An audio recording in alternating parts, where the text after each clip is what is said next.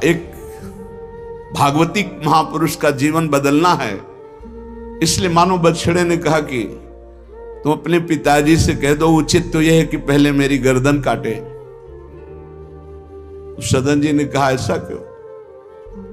बोले क्योंकि मैं पूर्व में ऐसा था, तुम्हारे पिताजी पशु थे और मैंने इनकी गर्दन उड़ाई है, तो मैं अब पशु बना हूं, इनसे कह दो तुम्हें गर्दन ही काटनी चाहिए, पहले जिंदा टांग मत काटो, मैंने तुम्हें इतना कष्ट पूर्व में नहीं दिया था, सीधे गर्दन काटी थी। इसका मतलब जो कर्म किया जाता है उसका फल मिलता है पक्का।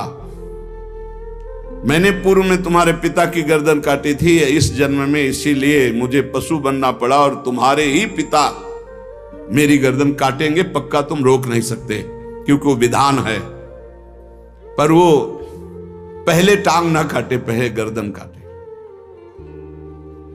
अब ये घटना उनको बहुत छुई। जीव को अपने कर्म का फल भोगना पड़ता है जन्म जन्मांतरों में। बच्चे ही थे, कुछ संत मंडली जा रही, यही है मत की रति गति भूति भलाई, जब जे जतन जहां जे पाई, सो जानो सत्संग प्रभाव। सत्संग का एक अमोघ प्रभाव होता है। वो संतों के सामने गए, चरणों में लौट गए, बालक थे।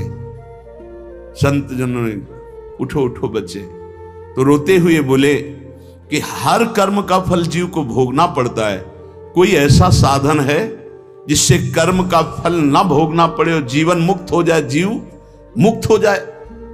उनका भगवान का निरंतर नाम रटना। श्री हरि हरि नाम निरंतर रटे और स्वयं किसी जीव को कष्ट ना दे और संतों का संग करता रहे तो जीवन मुक्त हो जाएगा।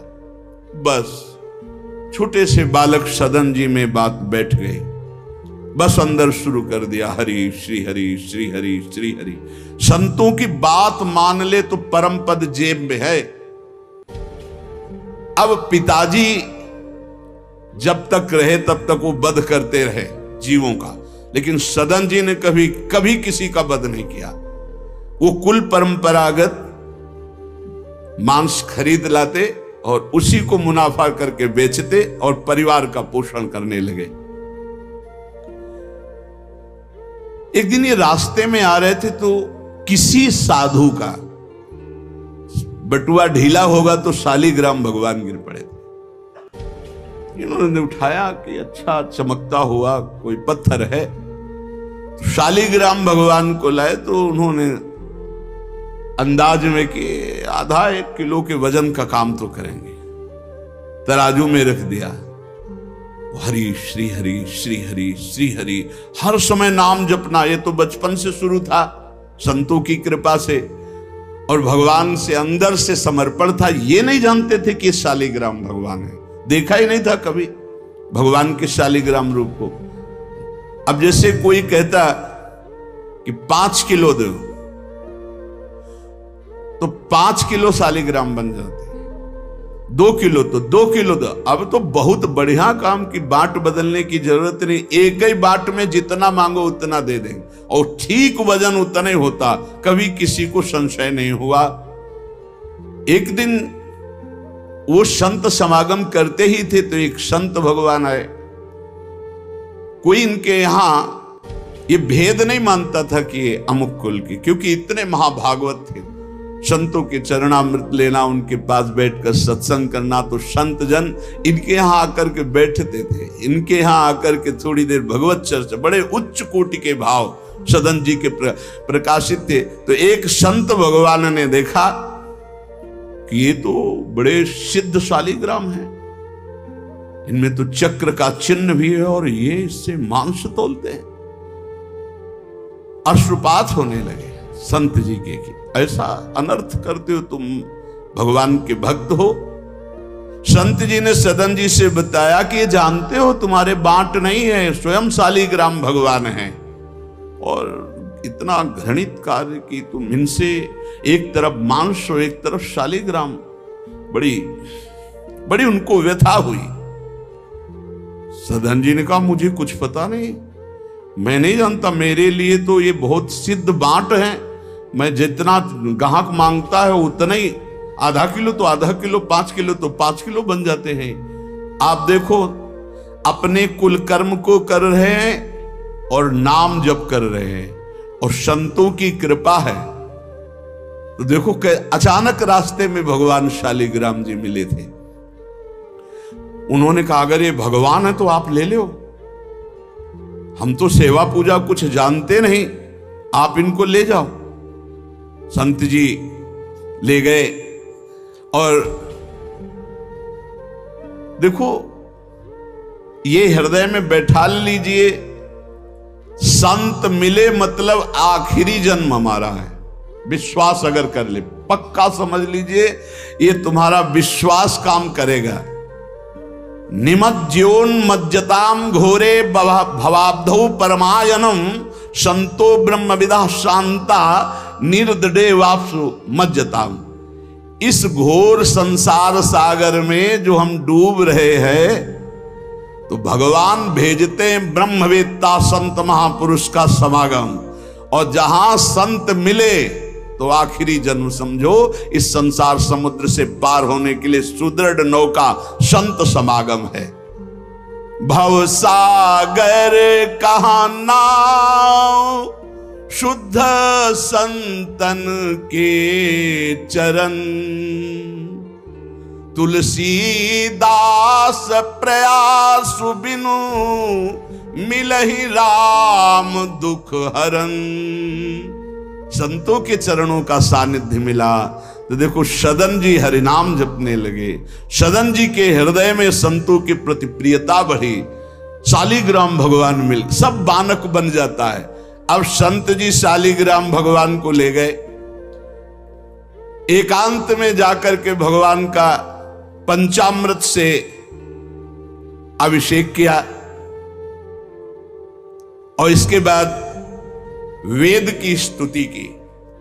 पुरुष सूक्त, शास्त्र शीर्षा पुरुखा सहस्राक्षा शास्त्रपात।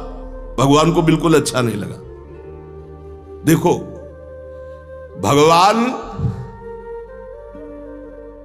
प्रीति चाहते हैं, सिद्धांत एक अलग होता है। इसीलिए कल हम ऊपर कुछ साधकों से कह रहे थे कि किसी भी साधक को ठाकुर जी में जिस रूप में आसक्ति हो उसको ठेस नहीं पहुंचानी चाहिए, क्योंकि पता नहीं कितना आसक्त हो आप देख करके अच्छा चलो, ऐसे नहीं कभी वही ओहो धन्य भाग, कितने सुंदर आपके ठाकुर जी है, बहुत सुंदर, आप खूब प्यार कीजिए, क्योंकि पता नहीं वो कितनी गहराई से प्यार कर रहा है आप, तो उसका हृदय बहुत दुखी हो जाएगा। भक्त का हृदय दुखी हुआ तो आपकी उपासना में फर्क पड़ जाएगा। संत जी को लगा था कि कसाई कुल में जन्मे हैं, मांस का उधर पल्ला इधर ठाकुर, क्या अपराध कर रहा है। उनको ऐसा, और बाहरी दृष्टि में लगता भी ऐसा ही है। तो कहा भयो जो पे बड़े कुलहू में जन्म भयो, जप तप नेम व्रत साधन अपार है। कहा भयो तीर्थ अनेकन गमन किए, गयो नहीं जौलो निज मन को विकार है। जौलो मेरे संतन में राखे जाति भेद सदा, तौलो कहो कैसे वह पावे सुख सार है। मेरे साधु नीच पद पंकज ना धोयो, जोलो सब शास्त्रन को पढ़ी बोई भार है। जरा भी भाव किसी भी संत जो भगवत मार्ग के प्रतीक है, जाति पक्ष में रूप पक्ष में इनके तेज तो है नहीं, ये तो ऐसे बिल्कुल नहीं, सावधान। पता नहीं कौन किस कोटि का, उच्च कोटि का महापुरुष आपका चिन्ह। उन संत बहुत अच्छे संत थे, पर उनके मन में बात आ गई कि जाति के तो कसाई ही, काम तो नीचे ही है, मांस। देखो नहीं जाना भगवान की महिमा, हम समझ रहे थे उच्च कोटि के, और वो बहुत उच्च कोटि के महापुरुष सदन जी, निरंतर नाम जप। और एक खास बात थी सदन जी में, दैन्यता, कि मैं तो किसी योग्य नहीं, और उनको पता भी नहीं था कि शालिग्राम भगवान हैं।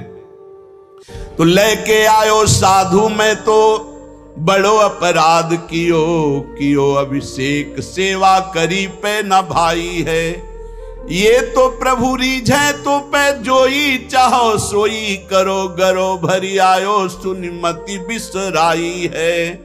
यही हरि उरधारी डारी दियो कुलाचार, चले जगन्नाथ देव चाह उपजाई है। मिले एक संग संग जात वे सुगात, सब तब आप दूर दूर रहे जान पाई है। संत जी ने बड़ा अभिषेक किया, वेद स्तुति की, भगवान को भोग लगाया, बड़ी प्रसन्नता से उच्च सिंहासन पर विराजमान किया। भगवान उसी समय आकाशवाणी हुई, ए साधु,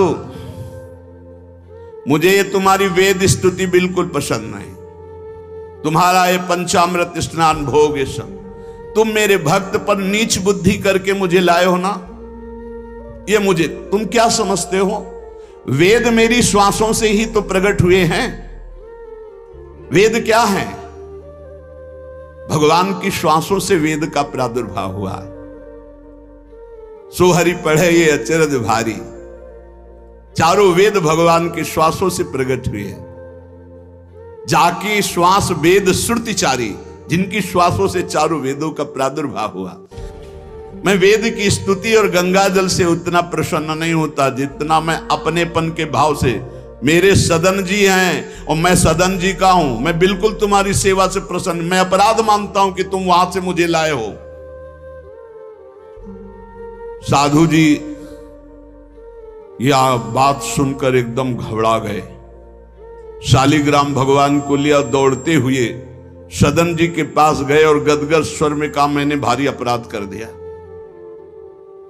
ठाकुर जी को अप्रसन्न कर दिया। मैंने आपके प्रति भाव किया कि आप कसाई कुल में आपका अधिकार ठाकुर का नहीं है, इसलिए आप ठाकुर जी को नहीं जानते हो, आप ऐसा ये लो। ठाकुर जी अप्रसन्न हो गए हमसे, हमने तो पंचामृत से, गंगा जल से सब अभिषेक किया, पुरुष सूक्त का पाठ किया, ले इस श्री ठाकुर जी को आप स्वीकार करो। विधि पूर्वक सेवा से ठाकुर जी प्रसन्न नहीं हुए, अपनेपन से ठाकुर जी को सबसे ज्यादा अपनापन, प्रेम भाव। सदन जी शालिग्राम भगवान को अब जो देख रहे हैं वो दूसरा भाव है, ये भगवान है, मुझे तो अभी तक पता ही नहीं था। साधु जी जब चले गए तो कहा, अब तौलने के काम में तो नहीं, एक सुंदर नवीन कपड़े में ऐसे गले पे लगा लिए, ठाकुर जी गले पे डाल दिए। भगवान रीझते हैं भक्त की अपनेपन की प्रीति में, जो चाहे वो प्राप्त कर सकता है, सिर्फ अपनापन प्रभु को चाहिए। हम यही कहते हैं बार बार कि अपनेपन पे कुल्हाड़ मत चलाओ, विश्वास पर कुल्हाड़ मत चलाओ। साधना बने ना बने, लेकिन हमारे माई श्यामाजू को राज पार हो जाओगे, हमारी बात मान लो। श्री जी सिर्फ अपनेपन को देखती हैं, सिर्फ अपनेपन को। अवगुण करे समुद्र सम गणत ना अपनो जान, राय के संभजन को मानत मेरु समान। श्री सदन जी ने निज हृदय से लगाया और आंसू बहने लगे कि प्रभु मुझे तो आपका ज्ञान ही नहीं कि आप भगवान हो। आंसुओं से अभिषेक हो, नाथ अभी तक तो मैं आपको जानता नहीं था, बड़ा अपराध हुआ, लेकिन आज मैं, जब आप हमें इतना प्यार करते हैं, जब साधु ने बताया कि मुझे भगवान ने कहा है कि मैं जितना सदन जी को प्यार करता हूं, उनकी मैं भावना से प्रसन्न, तुम्हारी सेवा से नहीं, उनको अद्भुत वैराग्य हो गया। बोले आज के बाद घर परिवार में ही नहीं रुकूंगा, अब केवल भगवान का होकर वैराग्य भाव से जीवन भगवान को समर्पित करता हूं। शालिग्राम जी गले में टांगे और कहा, पहली यात्रा जगन्नाथपुरी, पहले जगन्नाथ जी के दर्शन करूंगा जाकर, पूरा जीवन अब भगवान के लिए। भगवान देखो कैसे कृपा करते। बचपन में संतों से उपदेश मिला, नाम जब शुरू किया, ऐसे उच्च कोटि के महात्मा के ऐसा कार्य करने पर भी सब संत उनके यहां जाते थे, और उसका परिणाम हुआ कि घोर वैराग्य युक्त होकर भगवान के अनुराग में घर से चल दिए। श्री सदन जी कुटुंब, परिवार, कुल, व्यापार सब छोड़कर जगन्नाथ जी के दर्शन के लिए चले। कुछ दूर चलने पर यात्रियों का समुदाय दिखाई दिया जो जगन्नाथपुरी जा रहे थे, तो उनके संग हो गए। जब उन लोगों ने कुछ ने पहचान कर ली कि अरे तो कसाई कुल के हैं, और तो सब दूर दूर छूना भी नहीं चाहते थे। यही बहुत बड़ी चूक हो जाती है। जो भगवान को समर्पित हो जाए उसमें कभी जाति पक्ष ना देखे, नहीं, बहुत बड़ी हानि हो जाती है। राजसूय यज्ञ में स्वपच वाल्मीकि को आदर सहित पवाकर पूर्ण यज्ञ करवाई भगवान ने। ये बात ध्यान रखना है। अपने जात अभिमान में आकर कभी किसी भक्त का अपमान न कर दे कि वो नीच कुल का है, ऐसा कुछ। जब ये देखा सदन जी ने कि ये लोग घृणा करते हमसे, तो खुद अलग हो गए। सदन जी बड़े पुलकित है कि आज जगन्नाथ जी के दर्शन होंगे। एक जगह देखा गौएं पानी पीने के लिए लालायित हैं। एक आदमी बाल्टी से पानी निकाल तो गौओं को डंडा मारने लगा। सदन जी ने कहा क्यों, पानी क्यों नहीं पीने देते? तो बोले इतना गहरा कुआं है, घसीटने से हमारे हाथ दर्द होते, अपने घर के लिए ले जाएंगे कि इनको पिलाएंगे? तो उनका अगर आप कृपा करें कुछ समय हमें दे दें बाल्टी और मैं भरूं। तो बोले मुझे फिर कोई परेशानी नहीं।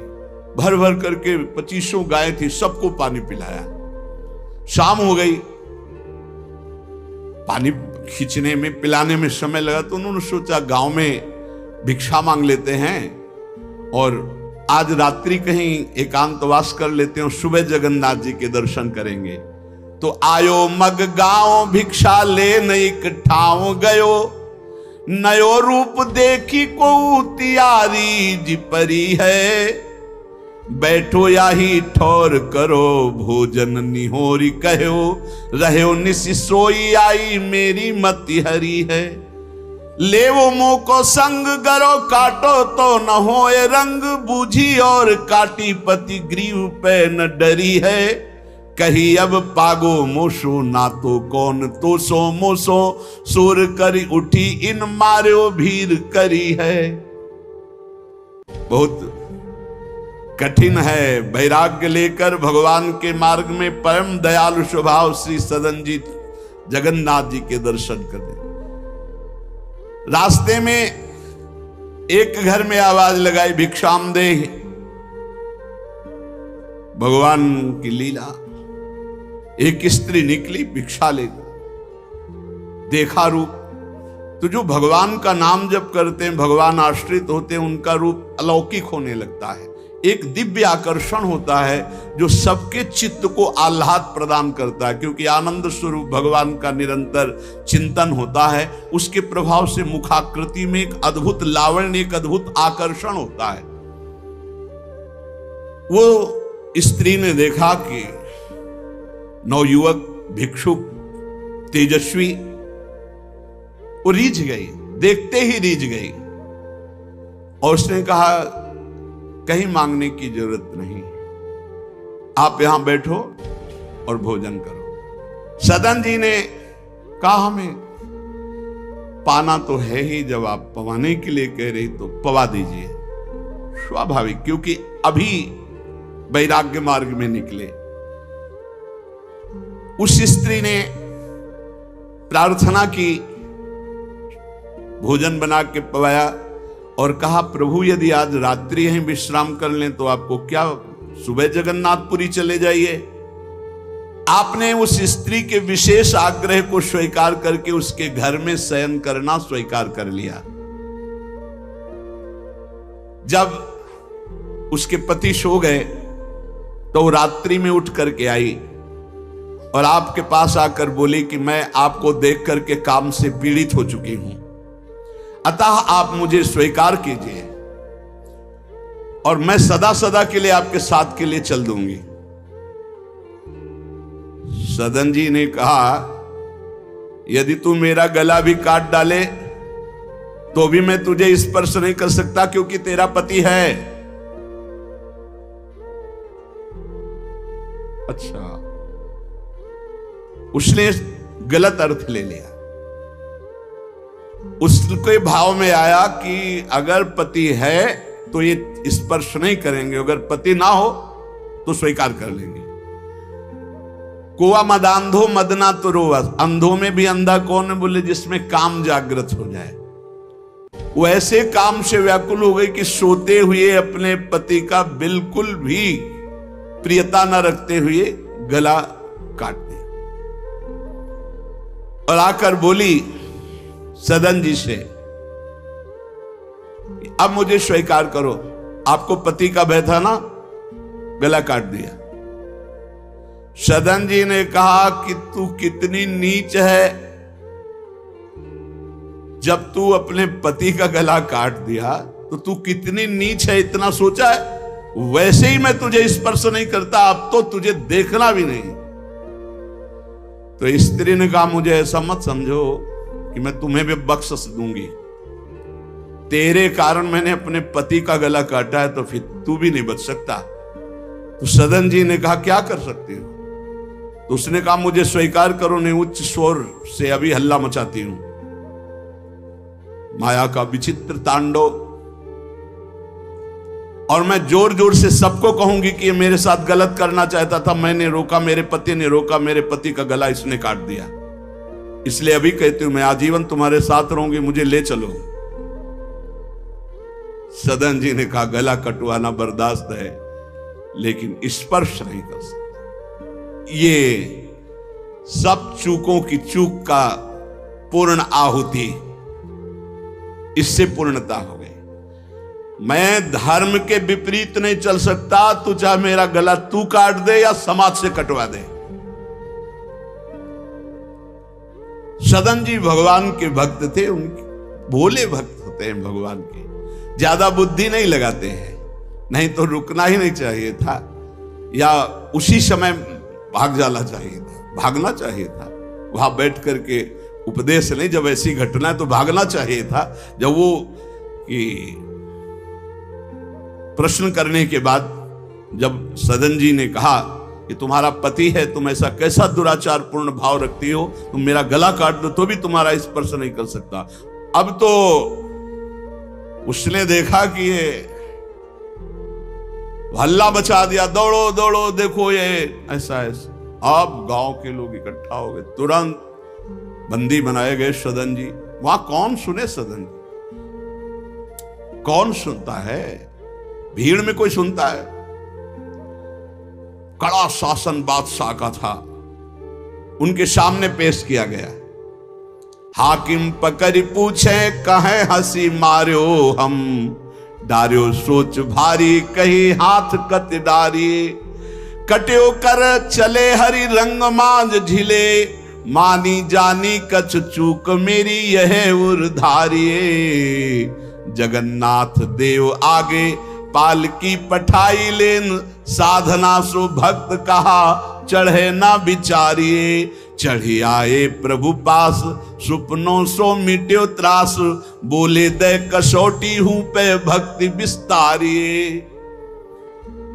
जब सामने बादशाह के पेश किया गया सदन जी को, पूछा गया स्त्री से क्या दोष है इनका? बोले साहब ये हमारे प्रति गलत भाव रख रहे थे, मेरे पति ने मेरी रक्षा की, इन्होंने पति का वध कर दिया, फिर मेरे साथ तो मैंने हल्ला मचा दिया, फिर ये बंदी बनाकर आपके सामने ले गए। सदन जी से पूछा तो हंस दिया, उस स्त्री की तरफ देख के हंस दिया कि भगवान क्या लीला करना चाहते हो।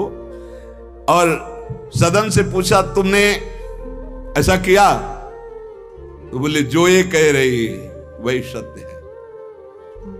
उन्होंने विचार किया कि जन्म जन्मांतरों में हमारे कोई पाप हैं जिनका निस्तार भगवान करवाना चाहते, नहीं तो ऐसा क्यों लीला करते।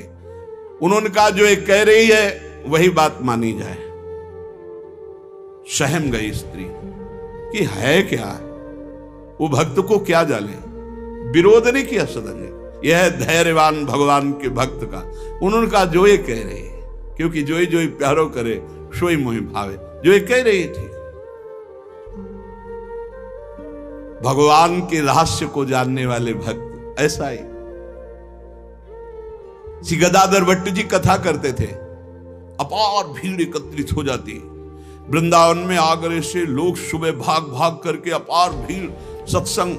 तो एक कल्याण सिंह जी थे, बड़े जमींदार धनी, और सत्संग का प्रभाव है कि जितेंद्रियता, वैराग्य, भगवत प्रीति ये बढ़ती है।